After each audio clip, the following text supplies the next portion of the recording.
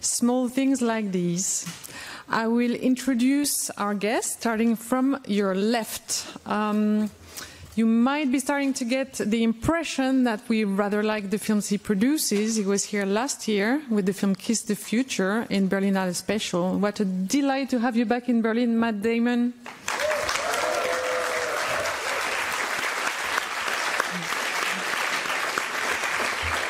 He's an illustrious playwright and also writes for the screen, the screenwriter of Small Things Like These, and Walsh.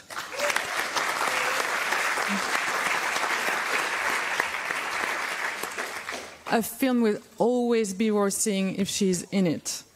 Behind the rather terrifying Sister Mary is the great Emily Watson.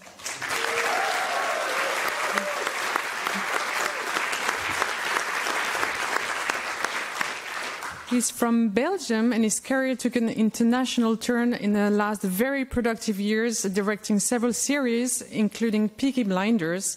The director of Small Things Like These, Tim Milans.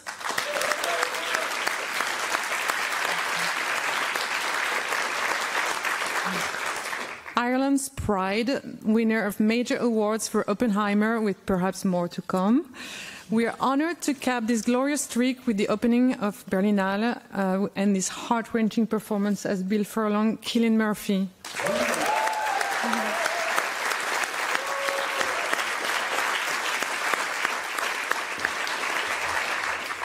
Even when her characters appear restrained, she excels at conveying the internal turmoil held within Mrs. Furlong is Eileen Walsh.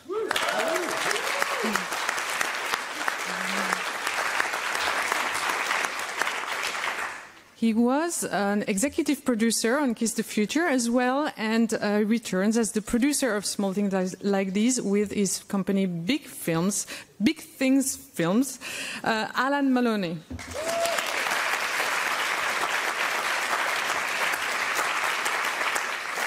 Please allow me to start with just a couple of questions. I would like to ask Cillian Murphy if you could tell us a bit about the premises, the birth of the project for this film.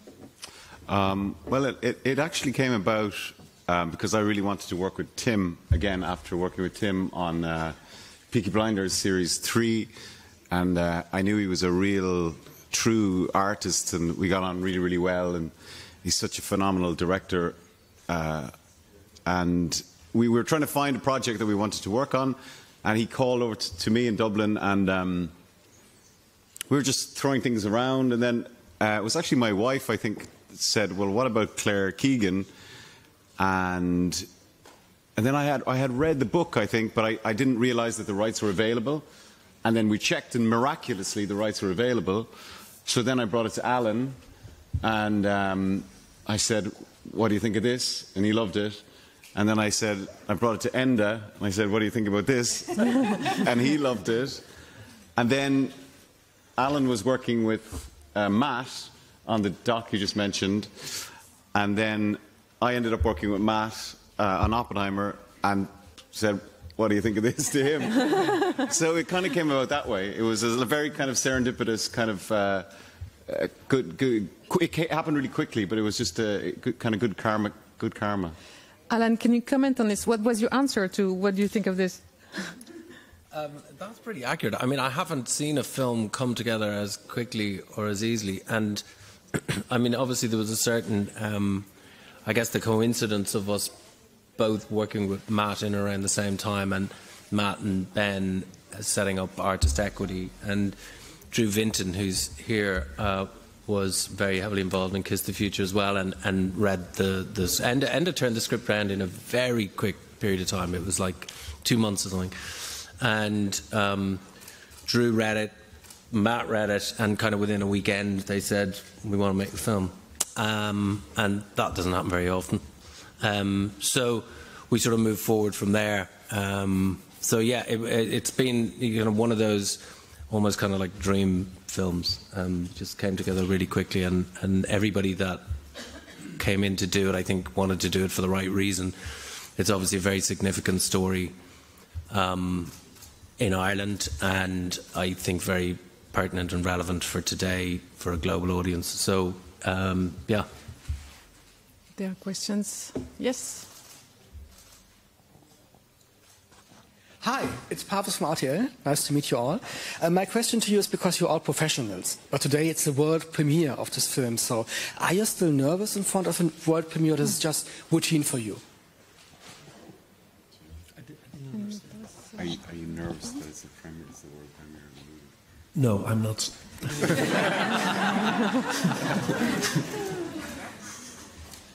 All right, next question. Yes. Hello, Derek Scally, my name from the Irish Times. Yes. I'm sitting here in the middle. Yes. I have a question for Cillian and a question for Matt, if I may. I'm sitting here. There are a lot of hands up. Thank you for a very strong film. It'll linger, I think, with a lot of people. I thought it's just actually like Bill sets off a nuclear bomb in New Ross in 1985. It's not quite on the scale of Oppenheimer, but the consequences are going to be huge, as you can tell. I sense this film was less about guilt and about shame, and grappling with shame in the time. And then as an Irishman, I'd appreciate your opinion. How much do you think Ireland is still grappling with that shame, and what do you think is the mental cost of not actually opening up or owning, acknowledging, taking ownership of New Ross in 85 and all the other New Rosses, particularly as somebody who's dealing with mental health and working with people, researchers and so on mental health. What do you think is the mental cost of Ireland today still struggling with this subject? And my question for Matt, you've had so many positive experiences in Ireland and you've done some great branding for a particular brand of an Irish supermarket, but what was your thoughts reading this book? Because there have been films and books about this before, but you have this now in your lap and you're being asked to come on board. This is a very different Ireland to the Ireland you've probably encountered. Could you even begin to imagine that Ireland existed and not very long ago, and the consequences are still there today? Thank you. Well, I don't know if I'm qualified enough to answer the question about, speak for the nation, really. But I do think that it was a collective trauma, particularly for people of a certain age, and I think that we're still processing that. And I also think that art can be a really useful balm for that wound. And I think the book certainly was, and it was a huge seller in Ireland. It seemed like everybody read it.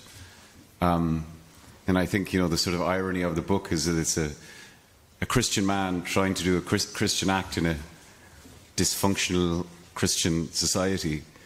And it asks a lot of questions about complicity and silence and shame and all of those things. But I really don't think the duty of art is to answer those questions, is to kind of provoke them.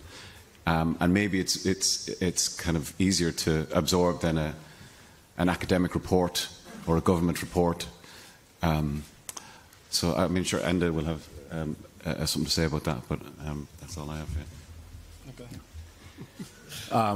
This was for us on the studio side a very easy decision, really, because of the people who were involved with it, and just to echo what Cillian said, that was one of the things that attracted us to it, were these great artists grappling with this trauma, and so I mean, for us, just as on our side of it, it was a very easy proposition. It was about facilitating an environment where they could do this work and explore these things and really getting out of their way. I think, as Alan alluded to, it is kind of like a dream. That's what it felt like for us, because there was so little headwind. It just felt like we were all kind of rowing in the same direction. And sometimes the job can feel easy, and it's not. So that's a credit to everybody up here. Can I ask Tim what this film is about for you? For me, it's a very personal story. For me, it's a story about grief. And structuring the pain of grief. I think that for me that was always the engine of the movie, and I get like a traumatic event myself. So I went through these different stages of grief together with Cillian, and tried to get to the bottom of that one. And so I always because I'm not Irish and I don't own it. I didn't try to own it. Everybody helped me through it, carried me through it. So yeah, it's for me was like this personal journey I did with everybody around me. Yes. Mark Harapetian, publisher and editor of the film magazine Spirit, the Smile and the Storm since his 16th living year. So I do it also a long time. I liked especially the acting of the film. It's an important topic, of course, and here unknown. And the acting was superb, especially Cillian. I liked it more than Oppenheimer, to be honest. And so take it as a big compliment. But my question goes to Matt Damon. Can you tell us a little bit about how to find projects like this and about the production way? Especially also I read that your friend Ben Affleck was also involved, so please tell us about the way of the production. Thank you. I wish they were always as easy as this, because this literally fell in our lap. I was out in the New Mexican desert with Cillian, and I was sitting across from him watching what he was doing in Oppenheimer. I had already called Ben and told him what I was witnessing and how incredible it was. And a couple days later, Cillian said, I have my next movie I really want to do. And I said, we're starting a studio. Can we do it? And so, as Alan said, it really came together quickly. So I think sometimes it's serendipity that kind of pulls these things together. And obviously, we do the normal thing of receiving submissions and reading them, and we've got a whole team of people who try to figure out what our slate is going to be. But this one just kind of fell from heaven for us. Since we're back on the process, can we hear Enda on the adaptation and what key decisions you had to make to adapt the book by, Claire Keegan? By Claire Keegan. Well, I was a huge fan of hers, like Cillian, and she's an extraordinary short story writer. For anyone who hasn't read her book, Antarctica, which is her first sort of, you should really sit down and read it. She's amazing. And it's sort of similar to sort of William Trevor or whatever.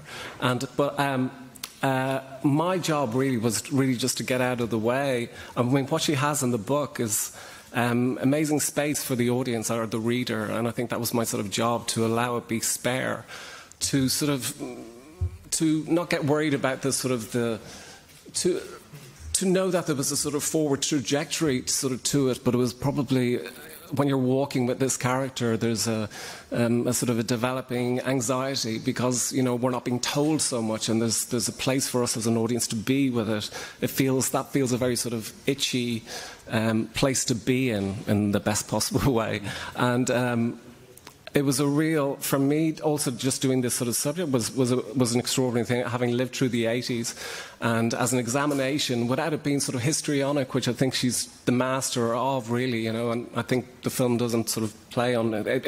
It didn't need anything like that. She gets it true. There's a sort of a line that she does. It's both reality. It's a sort of the truth of it feels true, and also there's a poetry to it. The more sort of we walk in sort of, and we walk with him, we sort of lose ourselves in his internal sort of, like struggle and all that type of thing. And the film, I guess, sort of becomes, a manifestation of him and his sort of psychology and all that. But I mean, listen, it was like, I'm an urban man, and it was an extraordinary sort of thing to lose myself to the pace and the rhythm of that world.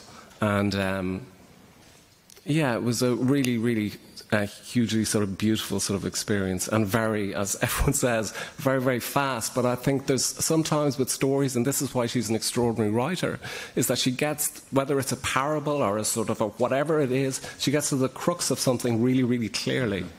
And it's just being around that. It gathers its own sort of momentum. Do you know what I mean? There's nothing, so we're not searching for anything. We just need to listen to it, keep on listening to the work.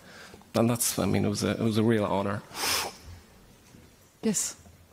Claudia Schulmerich, Frankfurt, Weltexpresso.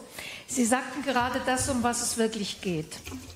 Und für mich ging es noch um was anderes. Dass Irland gar nicht genug solcher Filme haben kann, ist völlig selbstverständlich. Historische Aufarbeitung kann gar nicht weit genug gehen. Aber für ein internationales Publikum, das das Problem historisch kennt, war für mich der Clou an dem ganzen Film der Schluss.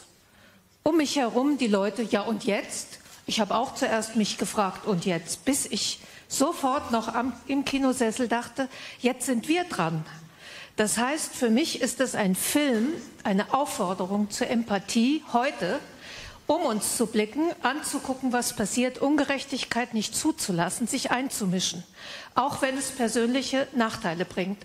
Und jetzt will ich wissen, ist das nur sozusagen ein Nebeneffekt des Films, der bei mir funktioniert hat, oder hatten Sie sowas auch im Sinn?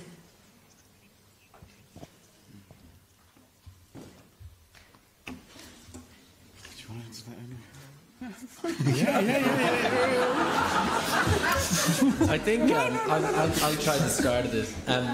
I think, look, the film is about, speaking truth to power. It's about standing up against, I suppose, the institutional abuse at the time, and of course, it's beholden on us all to do that. So I think we felt great responsibility with the story for that reason, and because I suppose, one of the interesting things, reading the book, I was on page 25, and it mentioned, I don't know, the Human League or something playing on the radio, and up to that point I thought it was set in the 50s. And then I realised it was 1984, 85, which was the year I left school, and I was kind of shocked myself to think that it was so close to us, to my generation and our generation. And I think that, bringing that story out and kind of ripping the bandage off, I think, wounds can only heal by allowing them, air and allowing them to heal properly. And I think that was really important to us. But I don't know if that half answers your question. Yeah. My name is Mahari Sagit, African Refugee News. I have a question for Emily. How challenging was for you to make this part, because it was absolutely great. And the second question is, this is a perfect film. Really, it has everything that you want from cinema. I'm not talking about Hollywood. You have grief, you have laughter, you have friendship, you have, with a little help of my friend, I can go on. So can you tell me how you wrote this script, because it was perfect. Well, when I read this script, I knew immediately that this would be one of the great days of my acting life, to spend the day with Cillian playing that scene, which is, on the surface, is quite domestic and simple, and it sort of cuts through. It is something just the very worst of what humanity can be, and the kind of grip. And I think, people across many religions and cultures can understand the grip, being in that grip and not being able to break out of it. And what I think is remarkable about the film is that Cillian plays a man who's not political or articulate, or it's not, the issue isn't raised in any format that we would recognise as protest, but it's just like this growing. His conscience it's the most delicate and beautiful thing that's just irrepressible. So I just knew that I wanted to be there, but I had the most tremendous fun as well, playing the role, because I just did. Yeah. Yes. Is it my turn? Oh. Hi, everybody. Anna York, Pop Matters. I have a question for Mr. Damon on the production side, and also Mr. Murphy and Maloney. It's a broad one, so please pick it apart as you wish. Wonderful book, phenomenal film. It's also a deeply political film, and I know both Mr. Damon and Mr. Murphy are deeply political artists, which is absolutely admirable. So in the age where dollar is king in the industry and marketing is everything, how do you make a film like this? How do you fund it? How do you find the audience for it. Of course, the audiences are thirsty for more political stories. Think of Mr. Bates versus the post office. You know, they can be hugely influential, but with, you know, with regard to budgeting, logistics, with regard to just getting them out, I have a feeling it's becoming progressively more difficult. So if you could talk a little bit about it on your end, I'd appreciate it. Thank you. Thank you. Yeah, well, it's changing every day. I mean, it's very hard to, there's not a perfect prescription for, but our feeling is that, and it will remain until we go broke, that making a good movie is really the antidote to any of these things, and that requires a lot of trust with your partners, and we had that trust with Cillian, with Alan. We thankfully had this previous relationship. To basically treat them like grown-ups and trust that they were going to do what they said. We had a lot of meetings beforehand about, okay, how do we do this? How do we structure this so that you know we can make the film that we want to, that you guys want to make, and how can we empower you to do that? But ultimately, it's an exercise in trust with the people that you're working with, and then trust in the audience. And this film doesn't pander to, you know, it's asking the audience to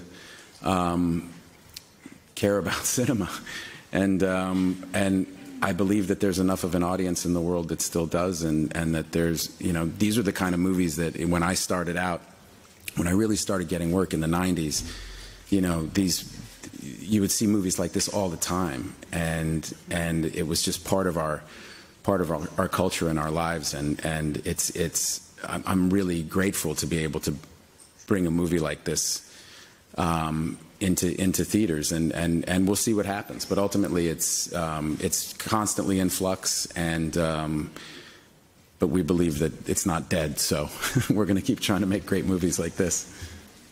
Yes, go ahead. Hello. Hello. Hello. My question is to Cillian. I'm this year Golden Globe international voter, and first of all, congratulations, Globies. And I'm from Georgia. This country is not so close from Berlin, and if you can imagine, my 16-year-old daughter arrived here just for one day to see you, and she's standing down now, just only for one day. And that's why my question is, how do you think and create your characters which can catch two different generations? For example, my daughter, me, my parents, and how do you do this? Thank you. And I will say these words to my daughter. Thank you. I don't really know. That's very kind of you to say that. And hello to your daughter. I just think it's always, for me, been about good writing. That's the most important thing, and good collaborators, because you can't do any work without good writing, and it has to speak to you first. But then, if it speaks to your collaborators, and I'm a really strong believer in re-collaboration, you know. In fact, all of these people here I've worked with more than once, you know, and it's been a long journey working with these people. I think that breeds really good work. And then in terms of how the audience responds, you don't really know, but you've got to believe it, and your collaborators have got to believe in it. And speaking of which, one of you's got to ask this extraordinary actor a question, because she's one of my oldest collaborators. We did a play with Enda 28 years ago. Sorry, Eileen, for aging us. But, you know, that's one of the reasons I think that, you know, like myself and Eileen were in this playing husband and wife, like Tim said when he put the camera on us, that he could just feel the history for free. And I think that's, if you can do that sort of stuff, it's kind of magic, you know, if you could put that on film, and I love that sort of stuff. I was also missing hearing Eileen. Can you tell us how you got into your character, and do you relate with her? I felt like my mother. I'm the youngest of 5 girls, and we lived in a house very similar. When Tim met me the night before shooting and showed me the house, I felt like it was very similar to the house I grew up in. And my dad was a coal man, and which my mother would kill me for saying. He was more than that. But yeah, so the script meant a tremendous amount to get to play a woman, and actually I think the family are so representative of the nation of Ireland, of that weight and that shame and that guilt and that control, and then trying to allow that to be evident in a long marriage was very important. I think our friendship was an amazing place to start from, and the trust with each other just allowed it go deeper. In fact, I don't know if I've had a similar experience ever. You know. Thank you. But on this note of trust and knowing each other, did it help having worked together before, Tim and Cillian? This is indeed, we're talking about the quality of the performance. How did you direct Cillian into telling all my problems, whispering in his ear. That's basically what I did. Like, yeah, he knows me. He knows everything. He almost knows as much as my wife does. That's no. It's like, yeah, trying to go to, sharing everything with him. And then trusting each other. I think trust is so important, and I trusted all these people around me. We have to climb a mountain together. We have to, otherwise we fall down together, or if we reach the top. And then that's what we try to do. Yeah, go ahead. Question from Brazil, Rodrigo Fonseca from Correio da Manhã. Question to Cillian and Tim. Your movie made me think a lot about Terry Malloy, the character of Marlon Brando in On the Waterfront. I think it's a tradition of social drama, and I would like to hear you about this tradition and how would you define the kind of heroism Bill Furlong is associated with. Thank you. Well, it's interesting. I remember I listened to a podcast that Claire Keegan did about the book, and she said that he's not a hero. He's actually a man that's undergoing some sort of breakdown. And I thought that was a much more interesting way to play it. And nothing is decided upon, nothing is, planned. It all happens by accident, and it's all this kind of collision of, this repressed grief and the stuff that's happening in his marriage and the stuff that's happening in the community. So I don't ever see him kind of as a hero. And I think the best thing about the script and about the book is that at the end, everyone has a different opinion about what happens. Is it a happy ending? Is it a sad ending? Is it what's going to happen to Sarah? What's going to happen to the family? What's going to happen to his job? And it's not necessarily, like a beautiful, triumphant ending, I think. Not necessarily, but people can decide what they want. It's interesting about the heroism. I remember us chatting a day about how if you were in your mid-40s in 1985, so you grew up in 50s, 60s in Ireland, and you said something really interesting, Eileen. You said men didn't have access to their emotions. Yeah. And I thought that was a very interesting key to go so great to look at men who can't cope with their emotions, and that was very helpful for me. Yeah. Hi, first of all, thank you for the movie. It did resonate with me on all the levels, from visual to the mental one. And my question is, this character, Cillian, he found humanity in himself and courage to do this choice to help this one soul. Also, he wasn't, like we said, a superhero, Superman, or super rich, has his family, has his problems. So what do you think? How do you answer it to yourself? Is this breaking point between I live my life, I care for my kids and my family, and I do not break out of their line, And the other one, I just cannot stand suffering of this other person. I have to help her no matter what happens to me, basically. Because I think it's not only in this story it's a relevant question, but what's happening all over the world. I mean, why do I help Ukrainian refugees? I'm Ukrainian. Why do I help people in the Middle East? Why do I help, I don't know, some friend who is struggling? So what's this answer to you? Thank you. That's an excellent question. I don't think I can give as good an answer as you gave a question, but I think it's that sort of human spirit, you know, that we kind of we don't listen to it, or we listen to it. And I think certainly what happened to him in his childhood, that act of charity or kindness or decency that happened to him in his childhood, affected him, and then the loss of his mother affected him. I also think the fact that he's surrounded by women, you know, like he may be the main character, but it's really a film about women, and you know, so I don't know the answer, but I think it's what Alan mentioned, that, you know, listening to your own instinct, listening to what you trust to be right and wrong, not what people tell you to be right and wrong. I mean, if only we could all do that. But he does, and like I said, I don't know what the outcome for him is, or for the girl is. But I think that's ultimately what he did. But again, it wasn't a plan. It was just a sort of a mess. But you know, he did make that gesture in the end. There was someone in the back, and I'm afraid it will be the last one. Hi, it's Mona here from Screen International. Cillian, it's also a big night for you on Sunday. How are you feeling about, the fact that there's a date clash with Berlin and BAFTA? Is that a bit annoying? Would you have liked to have been able to spend some more time here? And also, how are you feeling about ahead of Sunday? Well, I love Berlin. I've been here. This is my 5th time at the Berlin Film Festival, so I love coming here. So I'll always make time for it. And then Sunday, I don't know. We'll see what happens. Just happy to be there. Really sorry we have to wrap up. Thank you for your interest, and see you tonight at Berlinale Palace. Thank you.